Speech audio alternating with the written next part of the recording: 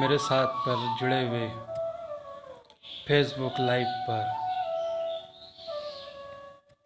श्रीमद् भागवत महापुराण की कथा का श्रवण करने वाले सभी कृष्ण भक्तों को, सभी कृष्ण प्रेमियों को जय श्री कृष्ण, राधे राधे।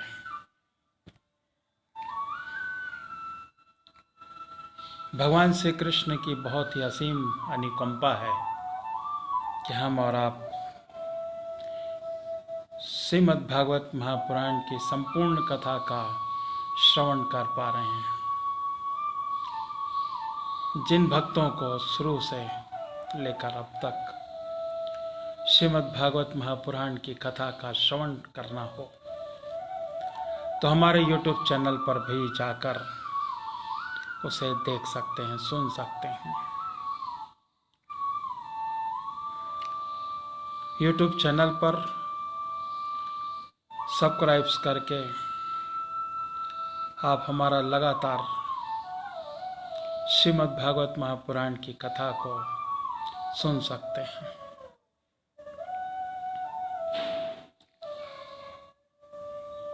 चार बजने पर गुरुचारण मंगलाचारण करने के बाद पर भगवान श्री कृष्ण और राधा रानी का एक प्यारा सा कीर्तन, उसके बाद श्रीमद् भागवत महापुराण की कथा का श्रवण करेंगे। श्री नारायण श्री नारायण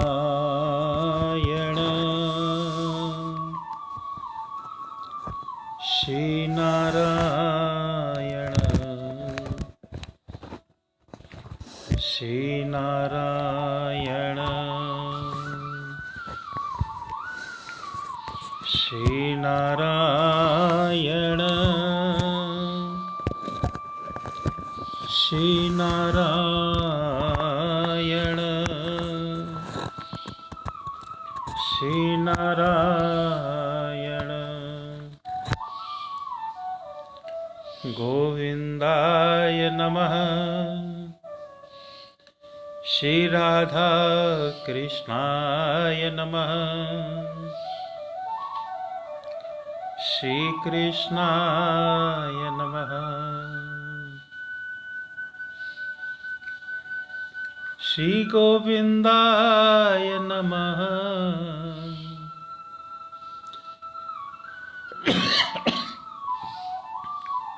श्री राधा कृष्णाय नमः।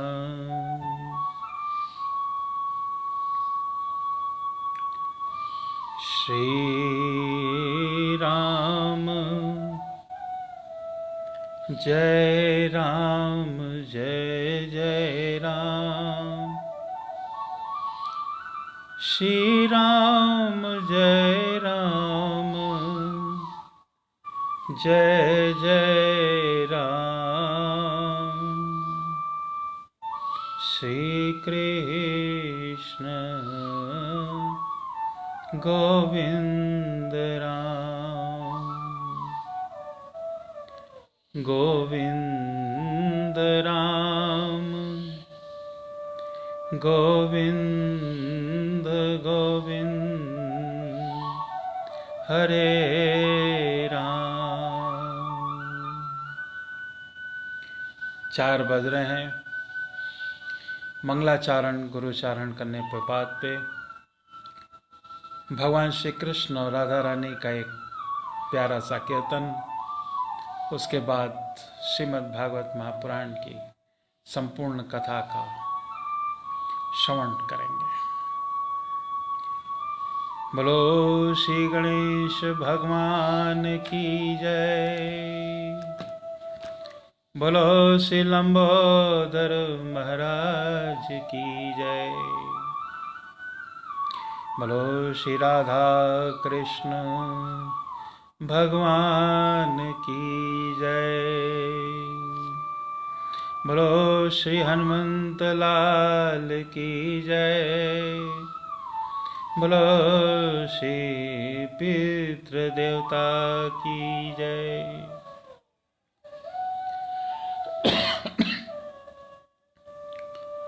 त्वमेव मातास्य पितास्य त्वमेव बन्धो सखास्य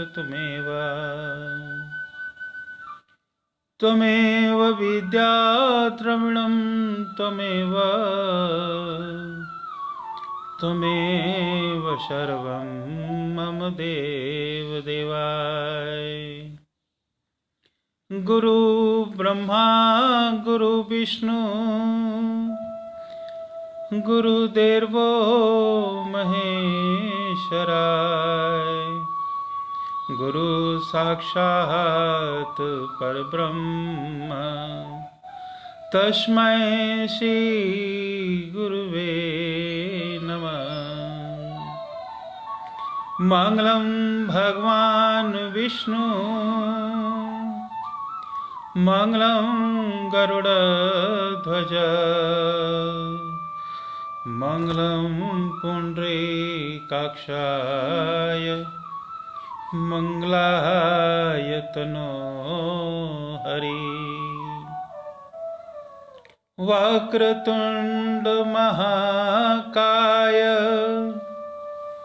सूर्यकोटि संप्रभा निर्विघ्नं कुरुर्मदेव सर्वकार्येषु सर्वदा। एकदन्तो महाबुद्धि सर्वेषु गणनायक सर्वसिद्धः गौरीपुत्र विनायक।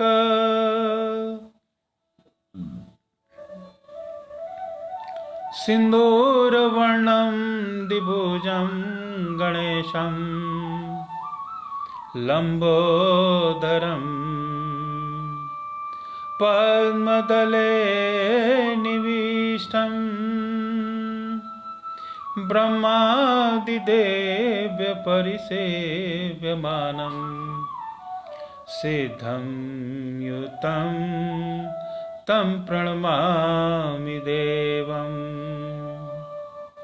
कर्पूरगौरं करुणावतारं संसारसारं भुजगेन्द्रहारं सदा वसन्तं हृदयारविन्दे भवं भवानी सहितं नमामि। भवं भवानी सहितं नमामि। ॐ शान्ताकारं भुजगशयनं पद्मनाभं सुरेशं विश्वाधारं गगनसदृशं मेघवर्णं शुभांगं लक्ष्मीकान्तं कमलनयनं योगनविरधानगम्यं वन्दे विष्णुं भवहरं सर्वलोकैकनाथम्। ॐ नारायण नारायण नारायण। बोलो शिवा के बिहारी लाल की जय। बोलो श्री वृंदावन बिहारी लाल की जय। बोलो श्री राधा कृष्ण भगवान की जय। बोलो श्रीमद् भागवत महापुराण की जय। बोलो जय जय श्री राधे राधे। मेरे साथ पर जुड़े हुए सभी कृष्ण प्रेमियों को जय श्री कृष्ण। राधे राधे।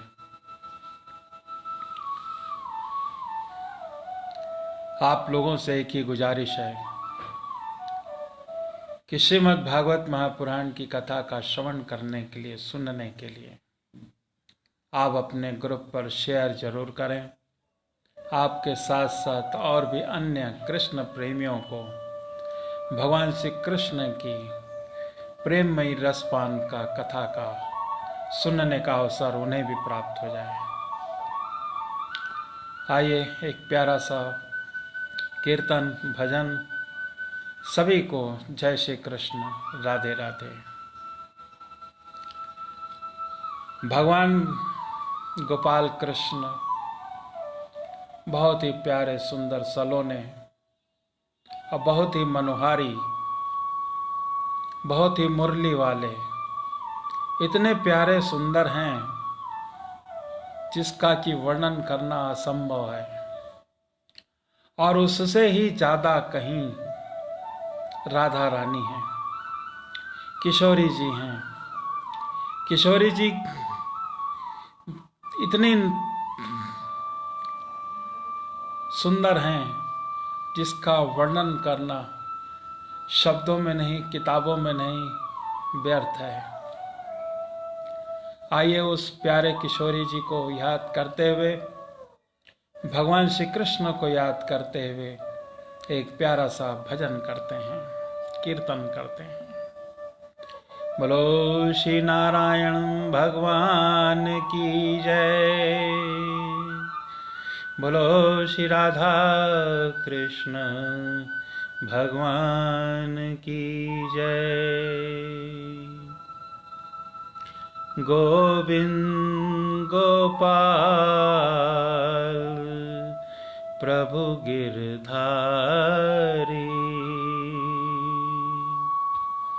गोविंद गोपाल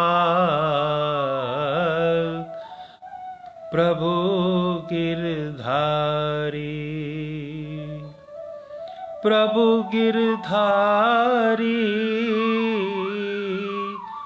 प्रभु गिरधारी, गोविंद गोपाल प्रभु गिरधारी, गोविंद गोपाल हृदय बिहारी, गोविंद गोपाल हृदय बिहारी, गोविंद गोपाल हृदय बिहारी, केशव माधव बांके बिहारी, केशव माधव, केशव माधव बांके बिहारी, केशव माधव, केशव माधव, केशव माधव बांके बिहारी, जय वृंदावन बिहारी, जय वृंदावन बिहारी, जय बांके बिहारी, जय वृंदावन बिहारी, जय बांके बिहारी, गोविंद गोपाल प्रभु गिरधारी, गोविंद गोपाल प्रभु गिरधारी, केशव माधव बांके बिहारी, केशव माधव, केशव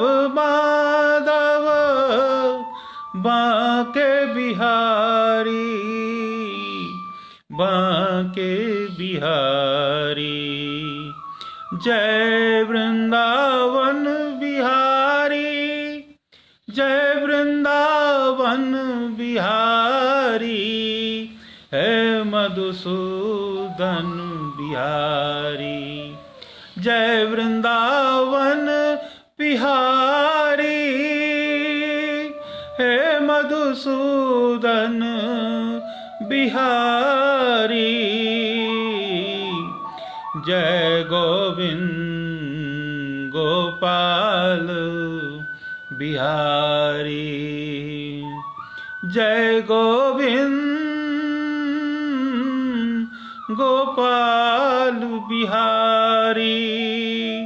गोविंद गोपाल प्रभु गिरधारी, केशव माधव बांके बिहारी। केशव माधव बांके बिहारी, केशव माधव बांके बिहारी। जय वृंदावन बिहारी, जय वृंदावन बिहारी, जय बांके बिहारी, जय बांके बिहारी। यमुना तीर बिहारी, यमुना तीर बिहारी, यमुना तीर बिहारी। वृंदावन संचारी, वृंदावन संचारी। जय बांके बिहारी, जय बांके बिहारी। केशव माधव बांके बिहारी, केशव माधव बांके बिहारी। गोपाल गोविंद प्रभु गिरधारी, गोविंद गोपाल प्रभु गिरधारी। जय बांके बिहारी, गोवर्धन गिरधारी। गोपाल कृष्ण मुरारी, गोविंद गोपाल प्रभु गिरधारी। गोविंद गोपाल प्रभु गिरधारी। गोविंद गोपाल हृदय विहारी। गोविंद गोपाल हृदय बिहारी। केशव माधव बांके बिहारी, केशव माधव बांके बिहारी। जय वृंदावन बिहारी, जय वृंदावन बिहारी। जय बांके बिहारी, जय बांके बिहारी। गोविंद गोपाल प्रभु गिरधारी। गोविंद गोपाल प्रभु गिरधारी। केशव माधव बांके बिहारी। मेरे राधा रमण गिरधारी, मेरे राधा रमण गिरधारी। गिरधारी श्याम बनवारी, गिरधारी श्याम बनवारी, गोविंद गोपाल प्रभु गिरधारी, गोविंद गोपाल हृदय बिहारी, जय बांके बिहारी, जय बांके बिहारी, गोविंद गोपाल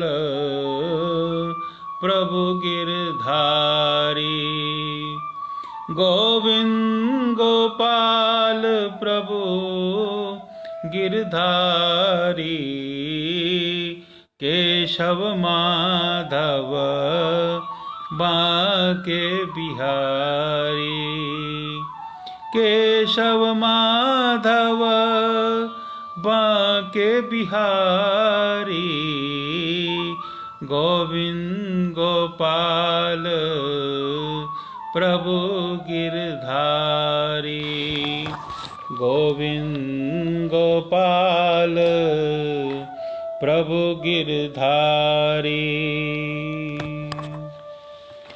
बोलो श्री वृंदावन बिहारी लाल की जय, बोलो श्री बांके बिहारी लाल की जय, जय जय श्री राधे राधे।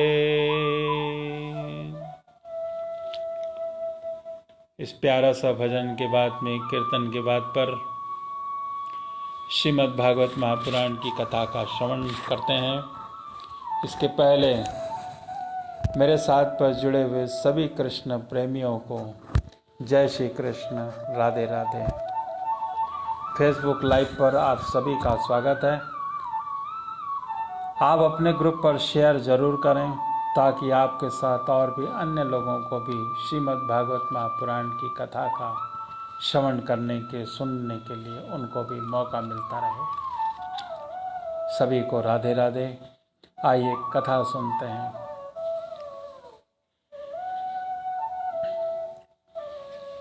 श्री सुखदेव जी कहते हैं कि परीक्षित, परम पुरुष भगवान की अतोहिक कृपा से देवताओं की घबराहट जाती रही, उनमें नवीन उत्साह का संचार हो गया।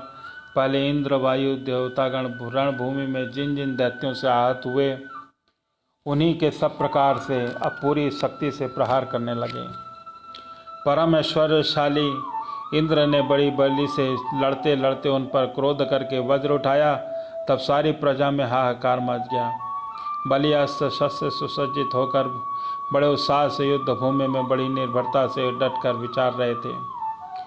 उनके सामने ही देखकर वज्र लिए हुए इंद्र ने उनका तिरस्कार करके कहा, अरे मूर्ख, जैसे नट बच्चों को आंखें दिखाकर आंखें बांधकर अपने जादू से उनका धन ऐंठ लेता है, वैसे ही तू अपनी माया से चालों पर हम पर विजय प्राप्त करना चाहता है। तुझे पता नहीं कि हम लोग माया के स्वामी हैं, वह हमारा कुछ बिगाड़ नहीं सकती। जो मूर्ख माया के द्वारा अपने स्वर्ग पर अधिकार पाना चाहते हैं, उसको लांघ कर उसके अपने ऊपर लोगों को भी धाक जमाना चाहते हैं, उन लुटेरे मूर्खों को पहले से उनके स्थान से भी नीचे पटक देता हूँ।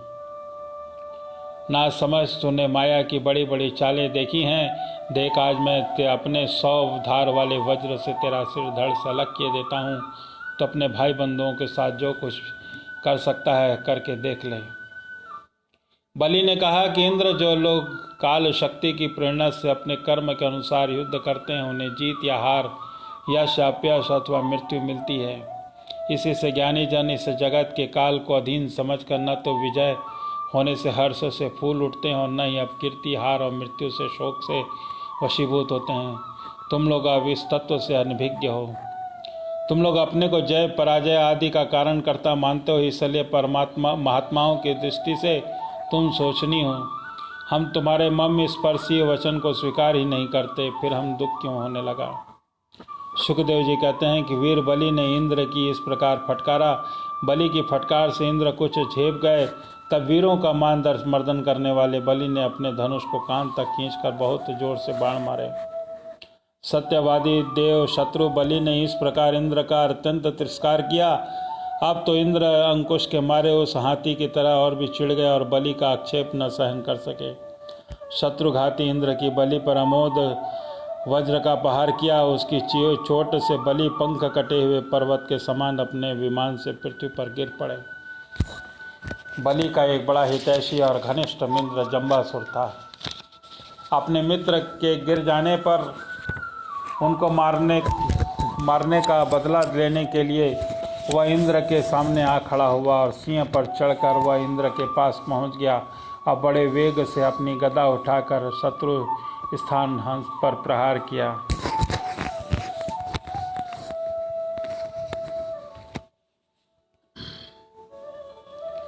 सिंह पर चढ़कर इंद्र के पास पहुंच गया और बड़े वेग से वो गदा उठाकर उसके स्थान पर प्रहार किया। साथ उस महाबली ने रावत पर भी उस गदा जमाई और गदा की चोट से रावत पर को बड़ी पीड़ा हुई। उसने व्याकुलता से घुटने टेक दिया और फिर मूर्छित हो गया। उसी समय इंद्र का सारथी मताली 1000 घोड़ों से जुता हुआ रथ ले आया और शक्तिशाली इंद्र एरावत को छोड़कर तुरंत रथ पर सवार हो गए। दानव श्रेष्ठ जम्ब ने रणभूमि में मताली के इस काम की बड़ी प्रशंसा की और मुस्कुराकर चमकता हुआ त्रिशूल उसके ऊपर चलाया। मताली ने धैर्य के साथ असह्य पीड़ा को सह लिया। तब इंद्र ने क्रोधित होकर उसके वज्र का जम्ब का सिर काट डाला। देवर्षि नारद से जम्बासुर की मृत्यु का समाचार जानकर उसके भाई बंधु नमुची बालोपाग झटपट रणभूमि में आ पहुंचे। अपने कठोर और मम स्पर्शी वाणी से उन्होंने इंद्र को बहुत भला बुरा कहा। जैसे बादल पहाड़ पर मूसलाधार पानी बरसाते हैं,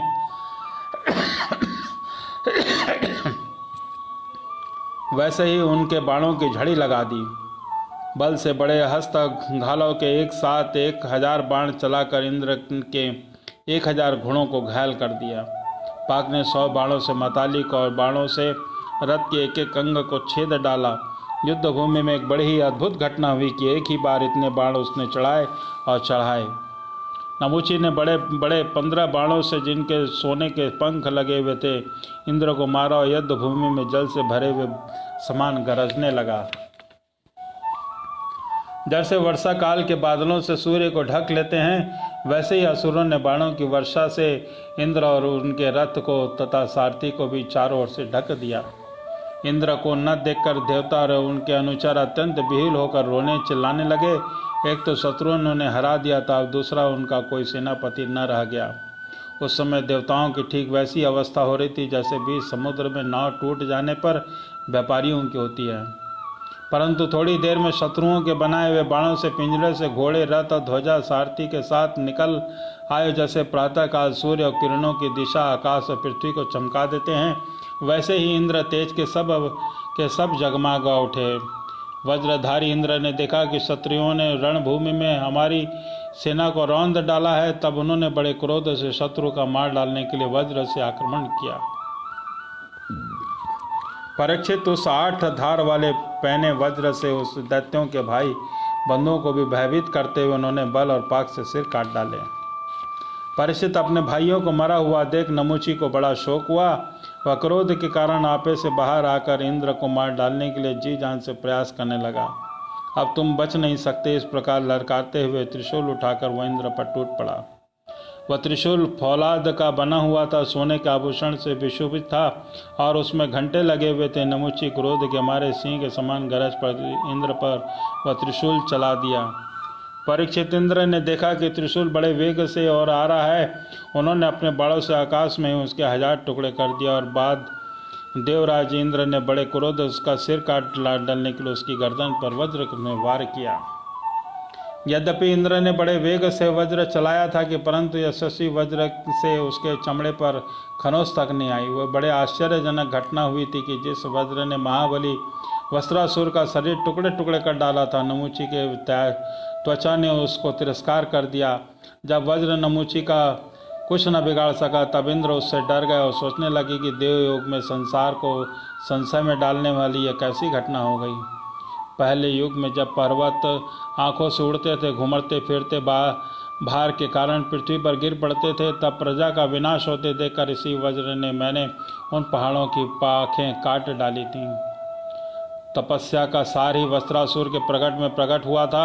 उसी समय मैंने उसी वज्र के द्वारा काट डाला था, और अनेक दैत्य जो अनेक बलवान थे तथा अस्त्र शस्त्र से जिनके चमड़े भी चोट नहीं पहुंचाई जा सकती थी, वज्र से मैंने मृत्यु के घाट उतार दिए। वही मेरा वज्र मेरे प्रहार करने से कुछ असुर को न मार सका, अतः मैं इसे अंगीकार नहीं कर सका। अतः ब्रह्म तेज से बना हुआ तो क्या हुआ, यह तो निकम्बा हो चुका है। इस प्रकार इंद्र विषाद करने लगे। उसी समय आकाशवाणी हुई, यह दानव न तो सूखी वस्तु से मर सकता है न गीली से। इसे मैं वर दे चुका हूँ, सूखी या गीली वस्तु से तुम्हारी मृत्यु न होगी। इसलिए इंद्र, इस शत्रु को मारने के लिए अब तुम कोई दूसरा उपाय सोचो। उस आकाशवाणी को सुनकर देवराज इंद्र बड़ी एकाग्रता से विचार करने लगे। सोचते सोचते उन्हें सूझ गया कि समुद्र का फेन सूखा ही भी है और गीला भी, इसलिए न उसे सूखा कह सकते हैं न गीला। अतः इंद्र से उसे सूखे हुए और गीले समुद्र फेन से नमुची का सिर काट डाला। उस समय बड़े बड़े ऋषि मुनि और भगवान इंद्र की पुष्पों की वर्षा और स्तुति करने लगे। बोलो श्री नारायण भगवान की जय। गंधर्व शिरोमणि विश्वासु तथा परासु असु गान करने लगे। देवताओं की दुमज्जियाँ बजने लगी और नर्तकियाँ आनंद से नाचने लगीं। इस प्रकार वायु, अग्नि, वरुण आदि दूसरों के देवताओं से अपने अस्त्र शस्त्रों से विपक्षियों को वैसे ही मार गिराया जैसे सिंह हारनियों को मारते हैं। परीक्षित, इधर ब्रह्मा जी ने देखा कि दानवों का सर्वथा नाश हो चुका है। तब उन्होंने देवर्षि नारद को देवताओं के पास भेजा और नारद जी ने वहां आकर देवताओं को लड़ने से रोक दिया। नारद जी ने कहा कि देवताओं, भगवान की भुजाओं में छत्र छाया में रहकर आप लोगों ने अमृत प्राप्त कर लिया है। लक्ष्मी जी ने आप अपनी कृपा कोर से आपकी अभिवृद्धि की है, इसलिए आप लोग सब लड़ाई बंद कर दें। श्री शुकदेव जी कहते हैं कि देवताओं ने देवर्षि नारद की बात मानकर अपने क्रोध को वेग शांत कर लिया और फिर सब के सब लोक व स्वर्ग लोक को चले गए। उस समय देवताओं के अनुचर उनके यश का गान कर रहे थे। युद्ध में बचे हुए दैत्यों ने देवर्षि नारद की संपत्ति से वज्र की चोट मरे हुए बलि को लेकर अस्ताचल की यात्रा की। वहाँ शुक्राचार्य ने अपनी संजीवनी विद्या से उन असुरों को जीवित कर दिया और जिसके गर्दन आदि अंग कटे थे वह बचे रह गए थे।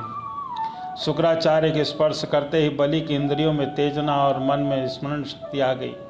बलि यह बात समझते थे कि संसार में जीवन, मृत्यु, जय, पराजय आदि उलट पलट फिर होते रहते हैं, इसलिए पराजय होने पर भी उन्हें किसी प्रकार का खेद नहीं हुआ।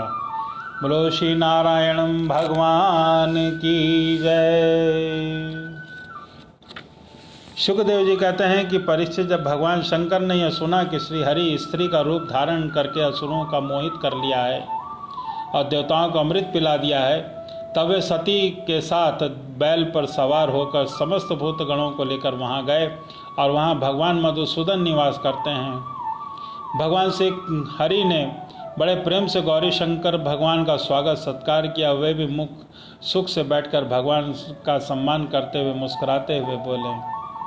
श्री महादेव जी ने कहा, समस्त देवों के आराध्य देव आप विश्वव्यापी जगदीश्वर और जगत स्वरूप हैं। समस्त चराचर पदार्थों के मूल कारण ईश्वर और आत्मा भी आप ही हैं। इस जगत के आदि, अंत और मध्य आपसे ही होते हैं, परंतु आप यदि मध्य और अंत में रहित हैं, आपके अविनाशी स्वरूप में दृश्य, भोक्ता और भोग्य का भेदभाव नहीं है, तो वास्तव में आप सत्य चिन्ह मात्र ब्रह्मा ही हैं। कल्याणकामी महात्मा लोग इस लोक को और परम लोक के दोनों की आसक्ति और समस्त कामनाओं का परित्याग करके आपके चरण कमलों की आराधना करते हैं। आप अमृत स्वरूप, समस्त प्राकृत गुणों से रहित, शोक की छाया से भी दूर, स्वयं परिपूर्ण परम ब्रह्म हैं। आप केवल आनंद स्वरूप हैं, आप निर्विकार हैं, आपसे भी कुछ भिन्न नहीं है, परंतु आप सबसे भिन्न हैं।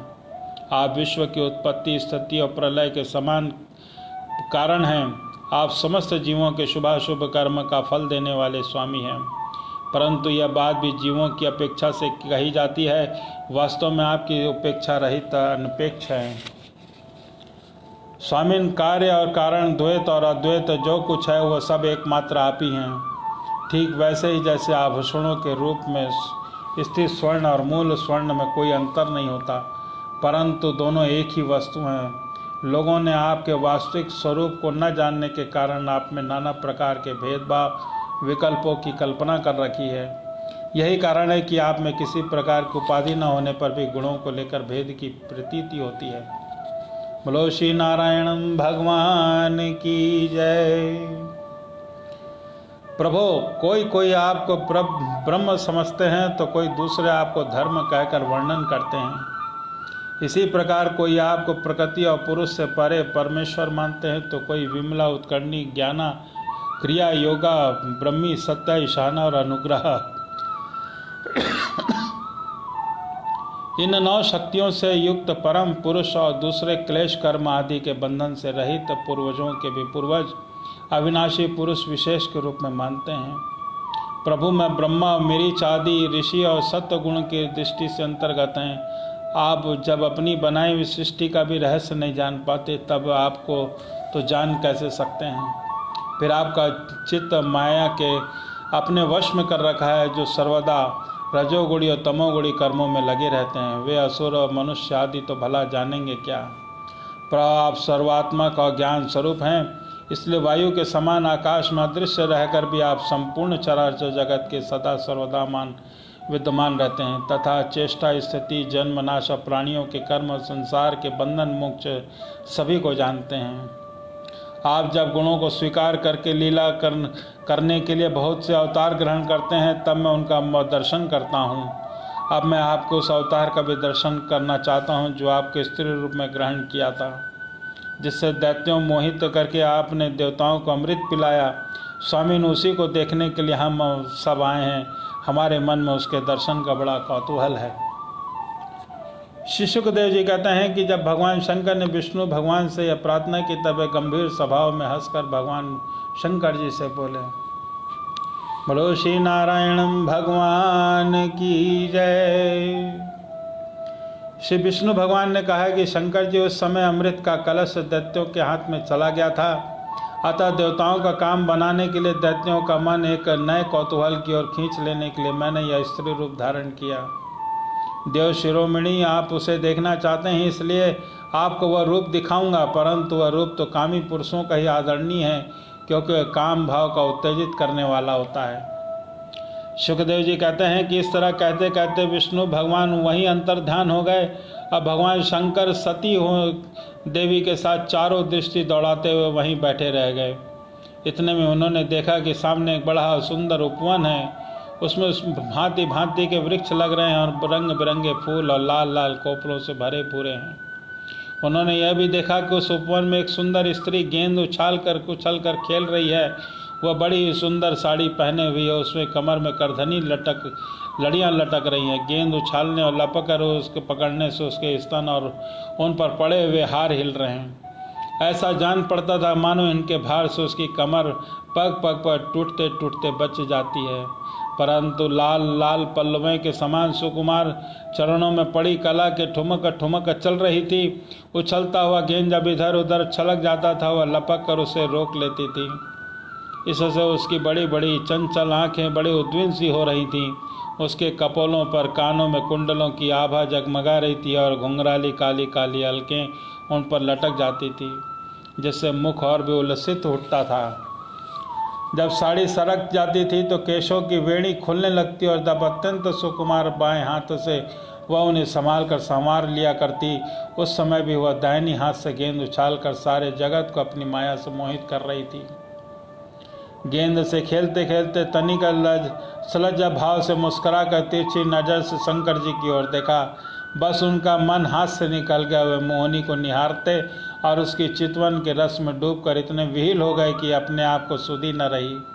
फिर पास बैठी हुई सती और गणों को तो याद कैसे रहती। एक बार मोहिनी के हाथ से उछलकर गेंद थोड़ी दूर चला गया, वह भी उसी के पीछे दौड़ी और उसी समय शंकर जी देखते देखते वायु ने उसकी छीनी किसी साड़ी करधनी के साथ उड़ा ली। मोहिनी का एक एक अंग बड़ा ही रुचिकर मनोरम था, जहाँ आंखें लगी ही रहती। यही नहीं, वहीं मन में वहीं रमण करने लगता। उसको इस दिशा में देखकर भगवान शंकर उसकी ओर अत्यंत आकृष्ट हो गए। उन्हें मोहिनी भी प्रति आसक्त जान पड़ती थी। उन्होंने शंकर जी का विवेक छीन लिया। वे इनके हाव भाव से कामातुर हो गए और भवानी के सामने ही लज्जा छोड़कर उसकी ओर चल पड़े। मोहिनी वस्त्रहीन तो पहले ही कर चुकी थी, अब शंकर जी को अपनी ओर जाते हुए देख बहुत लज्जित हो गई। वह एक वृक्ष से दूसरे वृक्ष की आड़ में जाकर छिप जाती और हंसने लगती, परंतु कहीं ठहरती न थी। भगवान शंकर की इंद्रियां अपने वश में न रही और वो कामोवश हो गए और अतः हथनी के पीछे हाथी की तरह उसके पीछे दौड़ने लगे। उन्होंने अत्यंत वेग से उसका पीछा करके पीछे से उसका जूड़ा पकड़ लिया और उसकी इच्छा न रहने पर उसके दोनों भुजाओं में भरकर हृदय से लगा दिया। बोलो श्री नारायण भगवान की जय। जैसे हाथी हथनी का आलिंगन करता है, वैसे ही भगवान शंकर ने उनका आलिंगन किया। वह इधर उधर खिसक कर छुड़ाने की चेष्टा करने लगी। इसी छीना झपटी में उसके सिर के बाल बिखर गए। वास्तव में वह सुंदरी भगवान की रची हुई माया ही थी। इससे उसने किसी प्रकार शंकर जी की भुजपास से अपने को छुड़ा लिया और बड़े वेग से भागी। भगवान शंकर भी उस मोहिनी वेशधारी अद्भुत कर्मा भगवान विष्णु के पीछे पीछे दौड़ने लगे। उस समय भगवान ऐसा जान पड़ता था मानो उसने शत्रु कामदेव के इस समय उन पर विजय प्राप्त कर ली है। कामुक हथनी के पीछे दौड़ने वाले मदोन्नत हाथी के समान वे मोहिनी के पीछे दौड़ रहे थे। यद्यपि भगवान शंकर का वीर अमोघ है, फिर भी मोहिनी की माया से वह स्खलित हो गया। अब भगवान शंकर का वीर पृथ्वी पर जहाँ जहाँ गिरा वहाँ सोने चांदी की खाने बन गई। परीक्षित नदी, सरोवर, पर्वत, वन, उपवन, जहाँ जहाँ ऋषि मुनि निवास करते थे, वहाँ वहाँ मोहिनी के पीछे पीछे भगवान शंकर आ गए।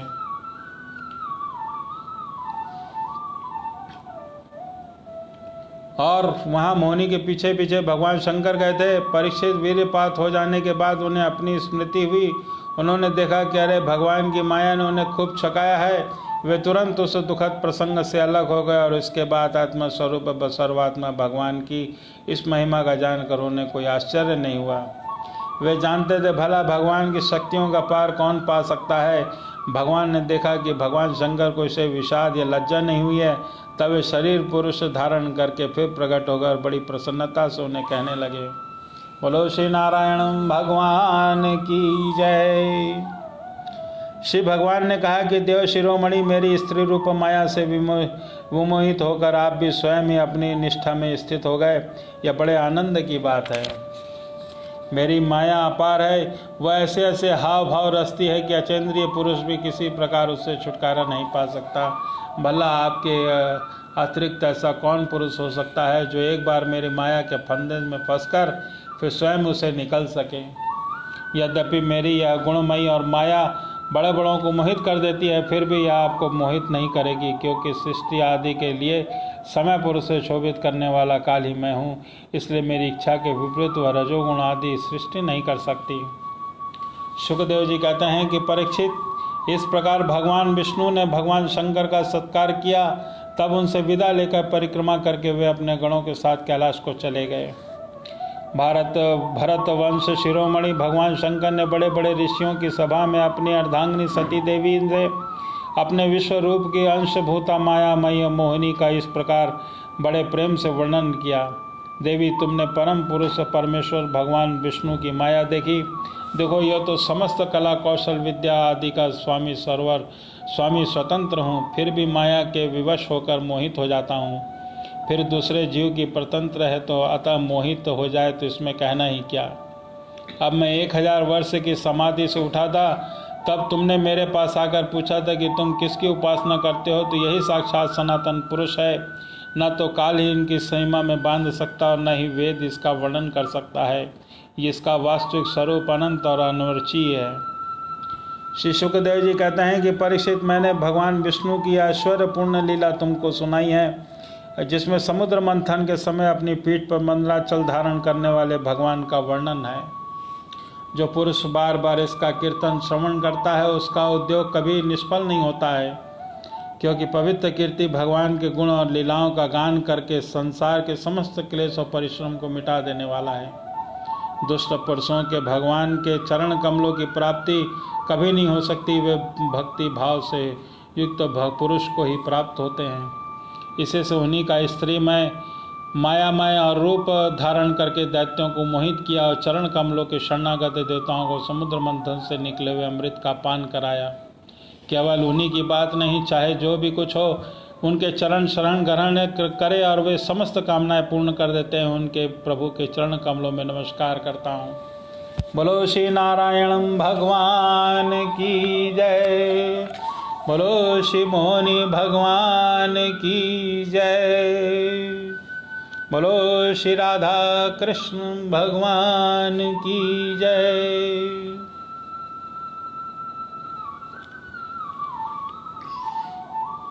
जय श्री राधे राधे।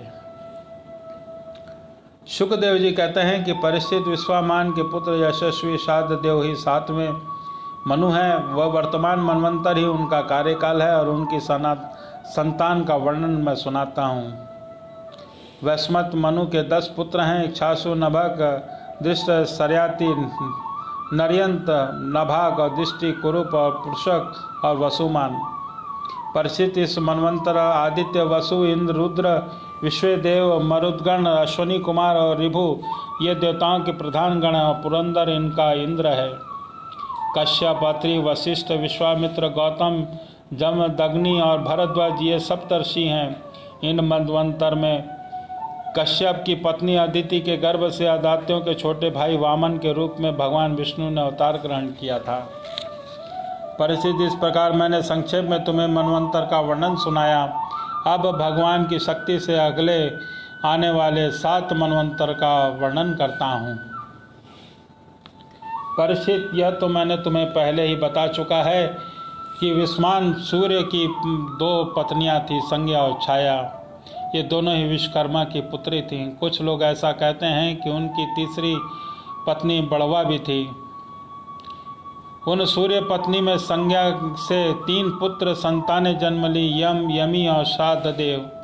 छाया की भी 3 संतानें हुई, सावर्णी, शनेश्वर और तपति नाम की कन्या जो सर्वेंटकर की पत्नी हुई।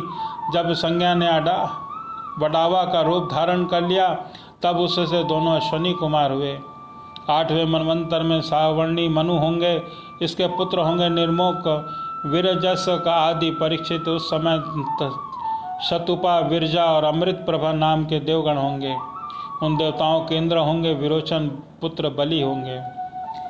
विष्णु भगवान के वामन अवतार ग्रहण करके इन्होंने 3 पग पृथ्वी मांगी थी, परंतु इन्होंने उनको सारी त्रिलोकी दे दी। राजा बलि को एक बार तो भगवान बांध दिया था, परंतु फिर प्रसन्न होकर उन्होंने उनको स्वर्ग से श्रेष्ठ सुतल लोक का राज्य दे दिया।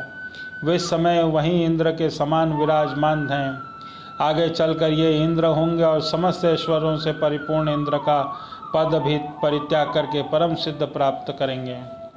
गालव, दीप्तिमान, परशुराम, अश्वत्थामा, कृपाचार्य, ऋष्य, रिंग और हमारे पिता भगवान व्यास ये 8वें मनवंतर में सप्तर्षि होंगे। इन समय ये लोग योग बल से अपने अपने आश्रम मंडल में स्थित होते हैं। देवगुहा की पत्नी सरस्वती के गर्भ से सार्वभौम नामक भगवान का अवतार होगा। यही प्रभु पुरंदर इंद्र से स्वर्ग का राज्य छीनकर राजा बलि को दे देंगे। परिचित, वरुण के पुत्र दक्ष, सावर्णी 9वें मनु होंगे। धूमकेतु, दीपकेतु आदि इनके पुत्र होंगे। भार, मरीच, गर्भ आदि देवताओं के गण होंगे और अद्भुत नाम के इंद्र होंगे। उस मनवंतर में युद्धिमान आदि सप्तर्षि होंगे। आयुष्मान की पत्नी अम्बुधारा के गर्भ से ऋषभ के रूप में भगवान का कला अवतार होगा। अवधूत नामक इंद्र उन्हीं की हुई त्रिलोकी का उपभोग करेंगे। 10 मनु होंगे। उपश्लोक पुत्र ब्रह्म सावर्णी उनके समस्त सद्गुण निवास करेंगे। भूमि, रेण आदि उनके पुत्र होंगे और हविष्मान, सकृति, सत्य, जय, मूर्ति और सप्तसी, सुवासन, विरुद्ध और देवताओं के गण होंगे और इंद्र उनके शंभु होंगे। विश्वसर्ज की पत्नी विशुचि के गर्भ से भगवान विश्वसेन के रूप में वंशावतार ग्रहण करके शंभु नामक इंद्र से मित्रता करेंगे। 11वें में मनु होंगे और अत्यंत स्वामी धर्म सावर्णी उनके सत्य, धर्म आदि 10 पुत्र होंगे। विहंगम, काम, गम, निर्वाण, रुचि और देवता के गण होंगे। अरुणादि सप्तर्षि होंगे। वैदित इनके इंद्र होंगे। आर्य की पत्नी वैदता के गर्भ से धर्म सेतु के रूप में भगवान का वंशावतार होगा और उन्हीं के रूप में त्रिलोकी की रक्षा करेंगे। परीक्षित, 12वें मनु रुद्र सावर्णी उनके देवसान उपदेव और देव श्रेष्ठ आदि पुत्र होंगे। उस मनवंतर में ऋतुधामा नामक इंद्र होंगे और हरित आदि देवगण होंगे। तपो मूर्ति, तपस्वी, अग्निधक्र आदि सप्तर्षि होंगे। सत्यसाहा की पत्नी सुनीता के गर्भ से स्वधाम के रूप में भगवान का अंशावतार होगा और उसी रूप में भगवान मनवंतर का भी पालन करेंगे। 13वें मनु होंगे परम जितेंद्रिय देव सावर्णी, चित्रसेन, विचित्र आदि उसके पुत्र होंगे। सुकर्म, सुतराम आदि देवगण होंगे और इंद्र का नाम होगा दिवस्वपति। उस समय निर्मोह और तत्वदर्श आदि सप्तर्षि होंगे। देवहोत्र की पत्नी बृहति के गर्भ से योगेश्वर के रूप में भगवान का अंशावतार होगा और उसी के रूप में भगवान दिशपति इंद्र पद देंगे। महाराज 14वें मनु होंगे इंद्र, सावर्णी, उरु, गंभीर बुद्धि आदि के पुत्र होंगे और उस समय पवित्र चाचुष और देवगण होंगे और उनका नाम होगा शुचि, अग्नि, बाहु, शुचि, शुद्ध, मागध और आदि सप्तर्षि होंगे। उस समय सतागण की पत्नी विशाता के गर्भ से वृहत के रूप में भगवान अवतार ग्रहण करेंगे और कर्मकांड का विस्तार करेंगे। परिस्थिति 14 मनवंतर भूत, वर्तमान और भविष्य तीनों ही काल के चलते रहते हैं। इसी के लिए 1 सहस्त्र चतुर्युग वाले कल्प के समय गणना की जाती है। बोलो श्री नारायण भगवान की जय। जय जय श्री राधे राधे। राजा परीक्षित ने पूछा कि भगवान आपके द्वारा वर्णित ये मनुपुत्र सप्तर्षि आदि अपने अपने मनवंतर में किसके द्वारा नियुक्त होकर कौन कौन सा काम किस प्रकार करते हैं, कृपा करके आप मुझे बतलाइए। शुकदेव जी कहते हैं कि परीक्षित, मनुपुत्र सप्तर्षि देवता सबको नियुक्त करने वाले स्वयं भगवान ही हैं। राजन, भगवान के जिन यज्ञ पुरुष आदि अवतार शरीरों का वर्णन मैंने किया है, उन्हीं की प्रेरणा से मनु आदि विश्व व्यवस्था का संचालन करते हैं। चतुर्युग के अंत में समय के उलट फिलट से जब श्रुतियाँ नष्ट प्राय हो जाती है, सब सप्तर्षिगण अपनी तपस्या से पुनः साक्षात्कार करते हैं। उन श्रुतियों से ही सनातन धर्म की रक्षा होती है। राजन, भगवान की प्रेरणा से अपने अपने मनवंतर में बड़ी सावधानी से सबके सब मनु पृथ्वी पर चारों चरण परिपूर्ण धर्म का अनुष्ठान करवाते हैं। मनुपुत्र मनवंतर भर काल, देश और दोनों का विभाग करके प्रजा पालन और धर्म का पालन करते हैं। पंच महायज्ञ आदि कर्मों के द्वारा जिन ऋषि, पितर, भूत और मनुष्य आदि का संबंध है, उसके साथ देवता और उस मनवंतर में यज्ञ का भाग स्वीकार करते हैं। इंद्र भगवान की दी हुई त्रिलोकी की अतुल संपत्ति का उपभोग राजा प्रजा का पालन करते हैं। संसार में मिष्ट वर्षा करने का अधिकार भी उन्हीं को है। भगवान युग युग में सनक आदि सिद्धों का रूप धारण करके ज्ञान का, याज्ञवल्क्य आदि ऋषियों का रूप धारण करके कर्म का, दत्तात्रेय आदि योगेश्वरों के रूप में योग का उपदेश करते हैं। वे मरीच आदि प्रजापतियों के रूप में सृष्टि का विस्तार करते हैं। सम्राट के रूप में लुटेरों का वध करते हैं और शीत, उष्ण आदि विभिन्न गुणों को धारण करके काल रूप में सबको संहार करके ले जाते हैं। नाम रूप की माया से प्राणियों की बुद्धि विमूढ़ हो रही है, इसलिए वे अनेक प्रकार के दर्शन शास्त्रों के द्वारा महिमा को भगवान की ही गाते हैं, परंतु उनके वास्तविक स्वरूप को नहीं जान पाते। परिस्थिति इस प्रकार मैंने तुम्हें महाकल्प और अनवान्तर कल्प का परिमाण सुना दिया। पुराण तत्व के विद्वानों ने प्रत्येक मनवंतर कल्प में 14 मनवंतर बताए गए हैं। बोलो श्री नारायण भगवान की जय। राजा परीक्षित ने पूछा कि भगवान श्री हरि स्वयं सबके स्वामी हैं, फिर उन्हें दीनहीन भांति राजा बलि से 3 पग पृथ्वी क्यों मांगी, तथा जो कुछ वे चाहते थे वे मिल जाने पर भी बलि को बांधा क्यों। मेरे हृदय में बात का बड़ा ही कौतूहल है। स्वयं परिपूर्ण योगेश्वर भगवान के द्वारा याचना और निरपराध का बंधन, ये दोनों ही कैसे संभव हुए, हम लोग यह जानना चाहते हैं। श्री शुकदेव जी ने कहा कि परीक्षित, जब इंद्र ने बलि की पराजित करके उनकी संपत्ति छीन ली और उनके प्राण भी ले लिए, तब भृगुनंदन शुक्राचार्य ने उन्हें अपनी संजीवनी विद्या से जीवित कर दिया। इस पर शुक्राचार्य ने शिष्य महात्मा बलि ने अपनी सर्वत्र उनके चरणों पर चढ़ा दिया और तन मन से गुरुजी के साथ समस्त भृगुवंशी ब्राह्मणों की सेवा करने लगे। इससे प्रभावशाली भृगुवंशी ब्राह्मण उन पर बहुत प्रसन्न हुए। उन्होंने स्वर्ग पर विजय प्राप्त करने की इच्छा वाले बलि महाभिषेक की विधि से अभिषेक करके उसके विश्वजीत नाम का यज्ञ कराया। यज्ञ की विधि से हविष्यों के द्वारा जब अग्नि देवता की पूजा की गई, तब यज्ञ कुंडलों में सोने की चादर से मढ़ा हुआ एक बड़ा सुंदर रथ निकला। फिर इंद्र के घोड़ों जैसे हरे रंग के घोड़े और सिंह के चिन्ह जैसे युक्त रथ पर लगाने की ध्वजा निकली। साथ ही सोने के पत्र से चढ़ा हुआ दिव्य धनुष, कभी खाली न होने वाले 2 अक्षय तरकश और दिव्य कवच भी प्रकट हुए।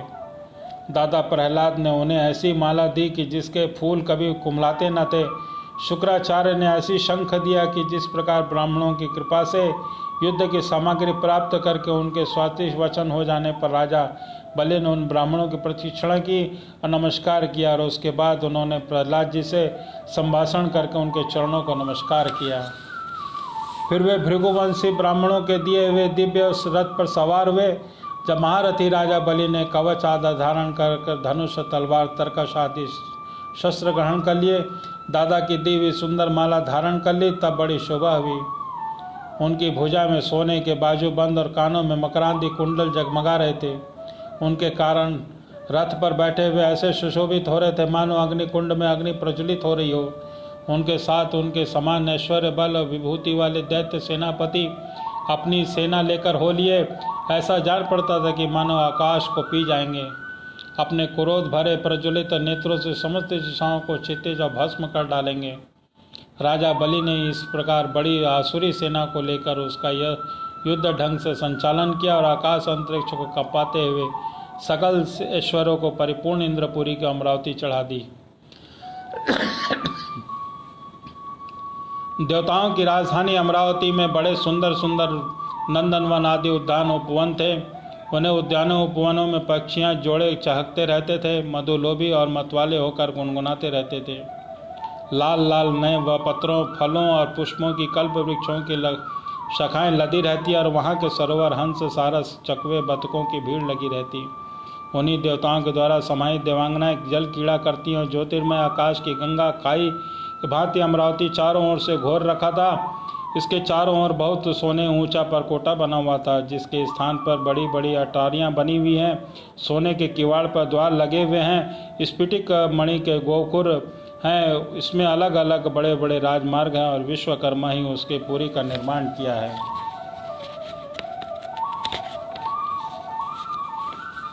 सभा के समान खेल में चबूतरे और रथ चालने के बड़े बड़े मार्गों में शोभायमान हैं 10 करोड़ विमान और उसमें सर्वदा विद्यमान रहते हैं। मणियों के बड़े बड़े चौराहे, हीरे अमूंग की वेदियां बड़ी हुई हैं। वहाँ की स्त्रियां सदा 16 वर्ष की सी रहती हैं। उनका यौवन बड़ा सौंदर्य स्थिर रहता है। वे निर्मल वस्त्र पहनकर रूप की छटा से इस प्रकार देवीमान होती हैं जैसे अपनी ज्वाला से अग्नि होती हैं। देवांगनाओं के जुड़े गिरे हुए नवीन सौगंधित पुष्पों की सुगंध लेकर वहाँ के मार्गों से मंद मंद हवा चलती है। सुनहली खिड़कियों से अगर की सुगंध से युक्त सफ़ेद धुआं निकल कर वहाँ के मार्गों को ढक दिया करता है। उसी मार्ग से देवांगनें आती जाती हैं। स्थान स्थान पर मोतियों की झालरें सजाई हुई 14 के तने हैं। सोने की मणिकाएँ पताकाएँ फहराती रहती हैं। छज्जों पर अनेक झाड़ियाँ लहराती हैं।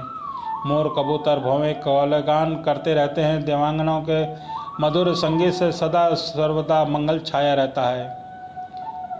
शंख, नगारे, ढोल, वीणा, बंसी, मंजीरे, सृष्टियाँ बजती रहती हैं। गंधर्व बाजों के साथ गाया करते हैं। अप्सराएं नाचा करती हैं। अमरावती इतनी मनोहर जान पड़ती है मानो उसे अपनी छटा से अधिष्ठात्री देवी को जीत लिया है। उस पुरी में अधर्मी, दुष्ट, जीव द्रोही, ठग माने, कामी और लोभी नहीं जा सकते। जो इन दोषों को रहित है वे वहीं चले जाते हैं। असुरों की सेना स्वामी बलि ने अपनी बहुत बड़ी सेना बाहर की ओर सब और अमरावती को घेर लिया। इंद्र पत्नियों के हृदय में भय का संचार करते उन्होंने शुक्राचार्य जी को दिव्य महान शंख को बजाया। उस शंख की ध्वनि सर्वत्र फैल गई। इंद्र ने देखा कि बलि युद्ध की बहुत बड़ी तैयारी की है। सब देवताओं के साथ उसने गुरु बृहस्पति जी के पास गए और उन्होंने उनसे बोले, भगवान, पुराने शत्रु बलि इस प्रकार युद्ध की बहुत बड़ी तैयारी की है। मुझे जान पड़ता है कि हम लोग उसका सामना नहीं कर सकेंगे। पता नहीं किस शक्ति से उसकी कितनी बढ़ती गई है। मैं देखता हूँ इस समय बलि को कोई किसी प्रकार रोक नहीं सकता। वे प्रलय आग के समान बढ़ गए और जान पड़ता है कि इसके मुख से पी जाएंगे। जीव से दसों दिशाओं को चाट देंगे और नेत्रों की ज्वाला से दिशाओं को भस्म कर देंगे। कृपा करके आप मुझे बतलाइए कि शत्रु कितनी बढ़ती, जिसे किस प्रकार दबाया नहीं जा सकता, क्या कारण है? इसके शरीर में मन और इंद्रियों का बल इतना तेज कहाँ से आ गया? इसकी इतनी बड़ी चढ़ाई करके की है। बोलो श्री नारायण भगवान की जय। गुरुदेव बृहस्पति जी ने कहा कि इंद्र, मैं तुम्हारे शत्रु बलि की उन्नति का कारण जानता हूँ। मैं ब्रह्मवादी भृगुवंशियों ने अपने शिष्य बलि की महान तेज देकर शक्तियों का खजाना बना दिया है। सर्वशक्तिमान भगवान को छोड़कर तुम हमारे जैसा कोई भी बलि उसके सामने प्रकार नहीं ठहर सकता, जैसे काल के सामने प्राणी है। तुम्हारे मनुष्य स्वर्ग लोक को छोड़कर कहीं छिप जाओ। उस समय प्रतीक्षा करो जब तुम्हारा शत्रु भाग्य चक्र पलटे। उस समय ब्राह्मणों के तेज बलि की उत्तरोत्तर वृद्धि हो रही है। उसकी बलि बहुत चढ़ गई है। वह उसके ब्राह्मणों का तिरस्कार करेगा और अपने परिवार परिकर के साथ नष्ट हो जाएगा। बृहस्पति जी देवताओं के समस्त सुस्वार्थ और परमार्थ के ज्ञाता थे। उन्होंने सब प्रकार के देवताओं को सलाह दिया और स्वेच्छानुसार रूप धारण करके स्वर्ग छोड़ जाने के लिए चले गए। देवताओं के छिप जाने पर विरोचन नंदन बलि ने अमरावती पुरी का अपना अधिकार कर लिया और फिर तीनों लोकों को जीत गए। जब बलि विश्व विजयी हो गए तब शिष्य प्रेमी भृगुवंशी ने अपने अनुगत शिष्य से 100 अश्व यज्ञ कराए और उन यज्ञों के प्रभाव से बलि की कीर्ति कौमुदी तीनों लोकों से बाहर दशों दिशाओं में भी फैल गई और नक्षत्रों के राजा समान चंद्रमा के समान शोभायमान हो गए।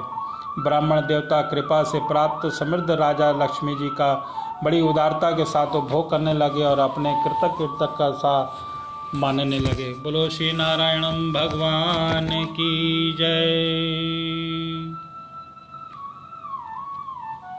एक प्यारा सा भजन कीर्तन, आइए सभी मिलकर भगवान श्री नारायण का मोहनी रूप का, हमारे छोटे से गोपाल का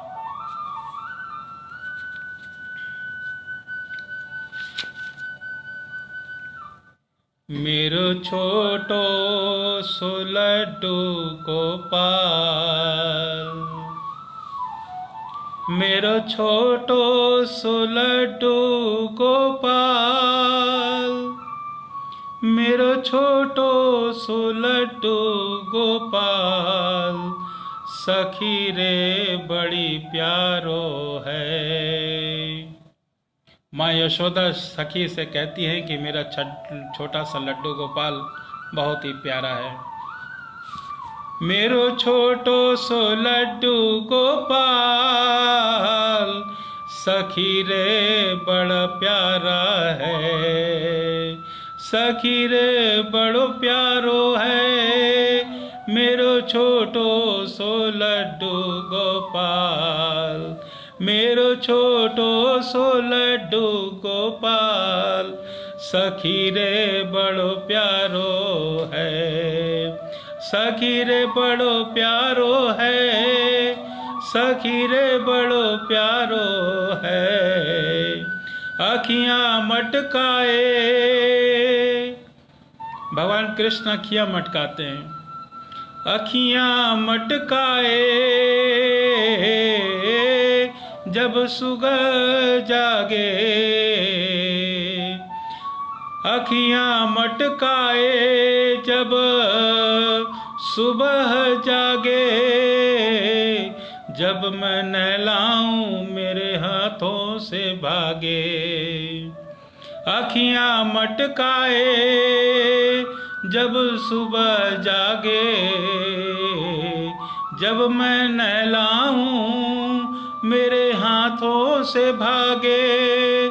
बड़ी मुश्किल से करूं मैं संभाल, बड़ी मुश्किल से करूं मैं संभाल, सखी रे बड़ो प्यारो है, सखी रे बड़ो प्यारो है, सखी रे बड़ो प्यारो है।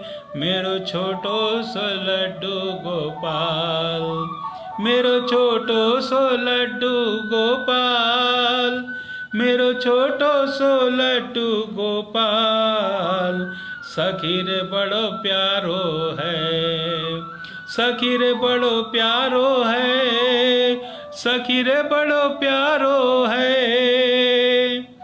भोग में लगाऊं, भगवान कृष्ण को माँ यशोदा भोग लगाती हैं। भगवान कृष्ण को भोग लगाते हैं तो कैसे देखती हैं माँ यशोदा को? भोग में लगाऊं,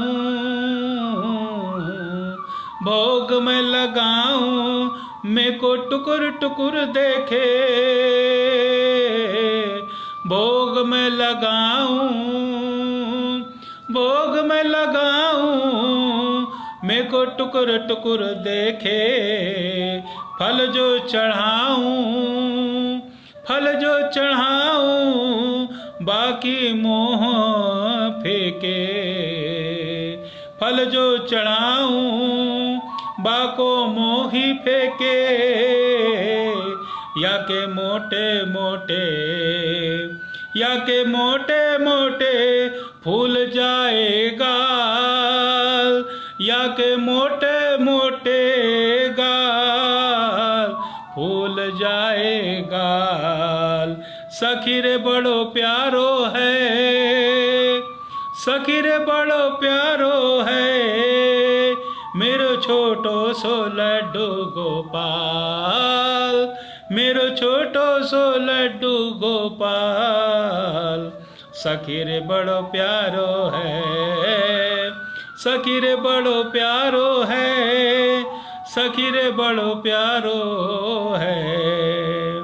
सारा दिन चुपके चुपके, सारा दिन चुपके चुपके मस्ती मनावे,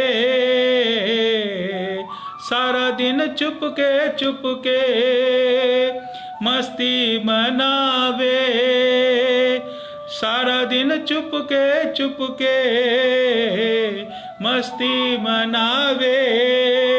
शाम जो ढले,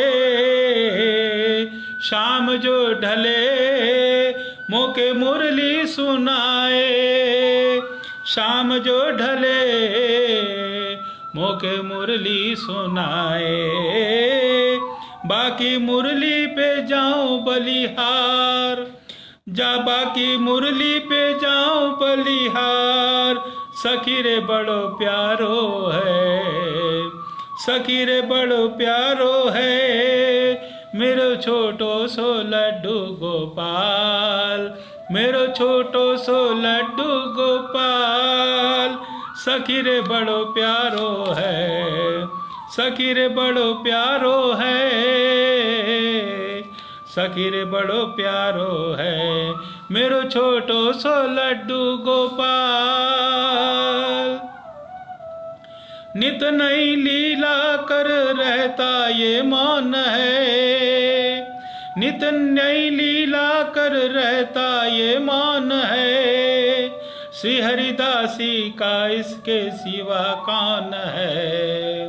हुई बाकी मैं, हुई बाकी मैं छोड़ जंजाल, हुई बाकी मैं छोड़ जंजाल, सखी रे बड़ो प्यारो है, सखी रे बड़ो प्यारो है, सखी रे बड़ो प्यारो है, मेरो छोटो सो लड्डू गोपाल, मेरो छोटो सो लड्डू गोपाल, मेरो छोटो सो लड्डू गोपाल, सखी रे बड़ो प्यारो है, सखी रे बड़ो प्यारो है, सखी रे बड़ो प्यारो है, मेरो छोटो सो लड्डू गोपाल, मेरो छोटो सो लड्डू गोपाल, सखी रे बड़ो प्यारो है, सखी रे बड़ो प्यारो है, मेरो छोटो सो लड्डू